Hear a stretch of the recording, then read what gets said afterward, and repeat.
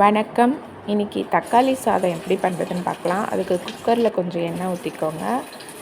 பட்டை, லவங்கம், ஏலக்காய் போட்டுக்கோங்க. வெங்காயம் கட் பண்ணி போட்டுக்கோங்க. சோம்பு கொஞ்சம் போட்டுக்கோங்க. பச்சை மிளகாய் போட்டுக்கோங்க. இஞ்சி பூண்டு விழுது போட்டுக்கோங்க. நல்லா வதக்குங்க. வெங்காயம் ஓரளவுக்கு வதங்க அப்புறமா தக்காளி சேர்த்துக்கோங்க. தக்காளி சேர்த்துட்டு கொஞ்சமாக மஞ்சள் தூள், பிரியாணி மசாலா தூள், மிளகாய் தூள் சேர்த்துக்கோங்க. புதினா, சால்ட் சேர்த்துக்கோங்க. நல்லா கிளறுங்க.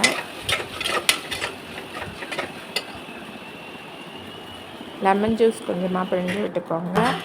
தயிர் ஒரு ஸ்பூன் போட்டுக்கோங்க. விட்டு நல்லா கிளறி விட்டுக்கோங்க. நல்லா வாஷ் பண்ணி ஊற வச்ச அரிசியை சேர்த்துக்கோங்க.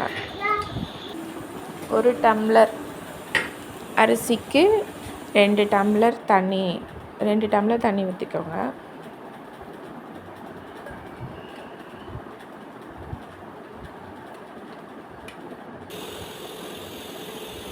நெய் கொஞ்சமாக போட்டுக்கோங்க. உங்களுக்கு தேவையான அளவு போட்டுக்கோங்க. போட்டு நல்லா கலந்து விட்டுக்கோங்க. அவ்வளோதான். குக்கரை மூடி ஒரு விசில் இல்லைனா 2 விசில் விட்டுக்கோங்க.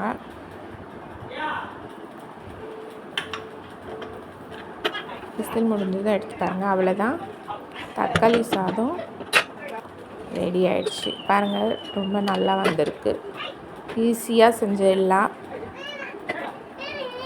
நம்மக்கிட்ட இருக்க ஒரு சில இன்க்ரீடியன்ட் வச்சு 10 மினிட்ஸ்க்குள்ளே செஞ்சிடலாம். இது கூட சைட் டிஷ் எக் வச்சுருக்கேன். நன்றி.